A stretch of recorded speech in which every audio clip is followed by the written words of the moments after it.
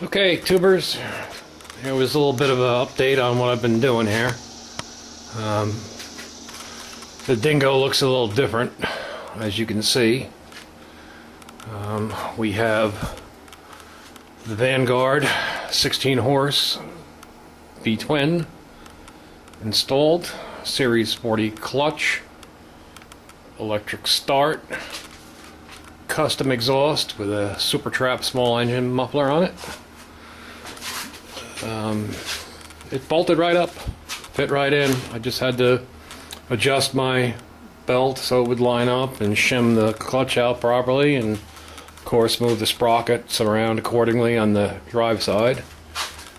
For right now, I still have the original vacuum fuel pump going to this 8-horse Briggs tank that is just sitting on here temporarily because I haven't decided exactly what I want to do fuel system wise with this. The dashboard has been changed. I got rid of that big ass box that was sitting there in the way, and I made my own out of aluminum, and I painted it with some textured metallic paint. I remanufactured the tie rods. I got some 3/8 tubing, and I cut off the good parts of the old tie rods, and I measured everything out, welded everything all up, plug welded it, etc., and put everything back together. Of course, now we got a throttle cable hooked up. We have a pedal stop that I put in to keep the pedal from overextending. I replaced the stop on the accelerator side because it was pretty rigged up. The brake side, I just left it alone. The only thing I added was this stop, which actually is more of a holder for the return spring, because originally it did not have that type of spring, and the brake pedal was hanging up.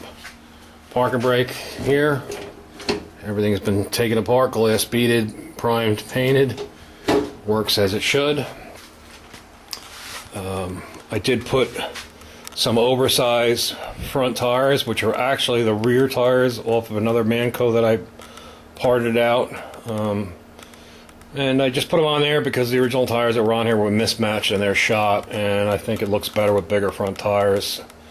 I had some bronze bushings in stock, so I used my press and I pressed the bushings in and spaced them out a little bit. If I can show you a little bit here, you can maybe see the spacers and the bronze bushing sticking out there, but for right now, it's what I had, so it's what I'm going to use until I decide what I'm going to do further on the line. That's the back of the dashboard. And what we have here is this is the push to start, this is your choke, this is your headlight, this is your kill switch. So it should start right up. Flip this on, the little indicator light comes on here to show you got your headlight on, and there's your headlight. Kill the light, do a little race up here.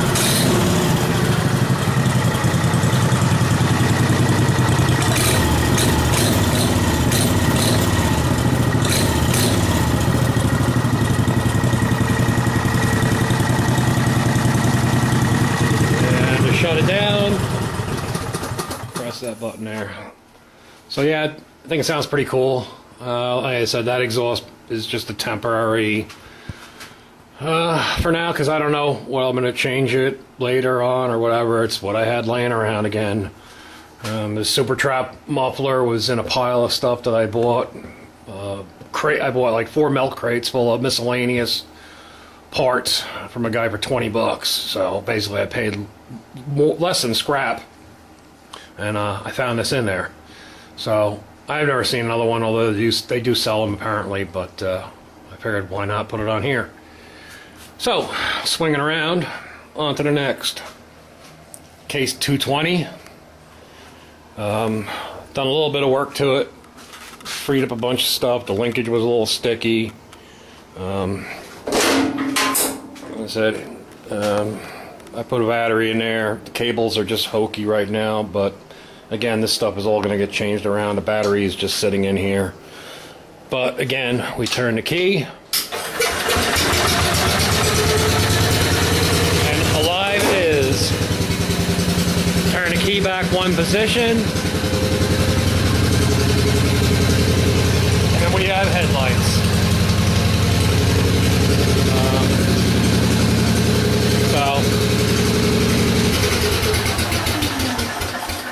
It is in desperate need of a muffler, but I am not paying $200 if I can find a used one for this thing. So more than likely I'm going to design something myself. I'm not quite sure what that's going to be yet, but my goal was to just get it running, driving, moving, so I can use it around the yard to pull a trailer or what have you. Like I said, the really cool part is this rear hydraulic setup. This is a pretty beefy machine. The hydraulic drive is totally different than a hydrostatic because you have a pump on the back of the pump is back in here, right here, and then you have lines that come out and go to the back, and under the rear differential is a motor, and that's it. There's no drive shaft, there's no nothing. You might be able to see the motor right there. So this is your range indicator: high, neutral, low. Like I said, I haven't really done a whole lot. I haven't spent a lot on it. So it is a running, driving machine, which is good. It's not a dead soldier. I mean, it ran and drove when I got it home, but at least now I could sit on it, turn the key, start up, and move it about, and off we go. Next, this is my I believe it's a late 50s David Bradley Super 575. And what I've done here is I had that generator that I picked up along with this for $10. I paid $10 for the generator. I paid $40 for the Bradley. It had a 5 3/4 horsepower engine originally, which it had very little compression, and I just didn't want to mess with it right now. So, being the brain scientist that I am, I decided to combine the generator engine, which is the red. All the red parts were from the generator. This gold case is off of another 8 horsepower Briggs & Stratton that I had. And what I did was I changed the side case over, I changed the crankshaft over. This is the original David Bradley pulley back on here. Still generator gas tank, although I'm going to have to move the gas tank over ever so slightly to clear this linkage. But it bolts right on, and it should be a lot better than the original engine. And here it should start right up, one pull. So, gotta love that. And again, I don't have a lot of money into it. Right now I have $50 into the David Bradley and the engine, plus my time, because the other stuff I had in inventory for the most part. So again, I wanted to get it to be a running, driving, moving machine, and then we'll worry about the cosmetics later on down the line. For right now, I gotta find myself some belts. I'm waiting on gas caps because these are 1 3/4 caps, and they're kind of hard to find. All I have is 1 1/2 apparently. But I figured that this ought to be more than plenty for the job. There's no more oil bath air cleaner. I don't care. I have the original engine put aside if, you know, it ever got to that where it needed to be restored original because it's worth $1 million or something, which it's not. So for right now, when I take it back apart, I will probably repaint everything. I'm going to see if I can find, I know Oldsmobile Gold, used to use Oldsmobile, was gold engine paint, so maybe I can find some of that still floating around. Hopefully in cans, just to make my life easier, because I really don't feel like going through all that trouble. If not, then I'm just going to paint the engine black.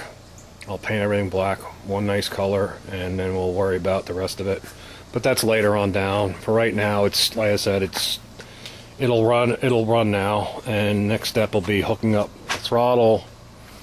The clutch was stuck. I did take it apart. I was able to get the outer pulley off, and this is actually the clutch. It slides in and out. It does have a friction disc on it. The material is in very good shape.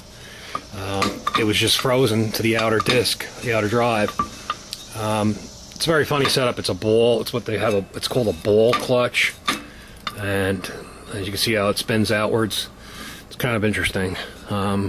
So that'll be probably next step, is to try to track down the proper belts. This is the reverse belt, which again goes on that other clutch drive, which I have off right now. I'm going to put all that in a glass beading cabinet and clean everything up, get the surfaces nice and smooth. And like I said, that'll be the next step, to get it back to running, driving, moving, and it won't be a dead soldier. So, and that's kind of what's been going on here. Got a lot of projects going on. That's the $75 Baja Mini. This is my Roto Hoe chipper. And there's a Cushman hangout in the back corner, behaving itself. Blast cabinet. This is another little project, literally. It's a little Huffy riding mower. Originally was a 4 horsepower, 24-inch cut. A Huffy Rancho. And I've just been monkeying around a little bit with some of the stuff I had laying around. I'm not sure. I think I'm going to put a 212 Predator in it. And CVT setup. I have the torque converter. Actually, I have a Comet. I believe it's a 30 series Comet. I have that for this. So it'll be another toy one of these days. But for right now, it rolls around, moves around. It's not dead. So that being said, the heat wave that we've had for the last 10 days is gone for the moment. So I hope everybody's doing well, and thanks for watching. Any questions, feel free to ask. Comments, like, subscribe. Thank you.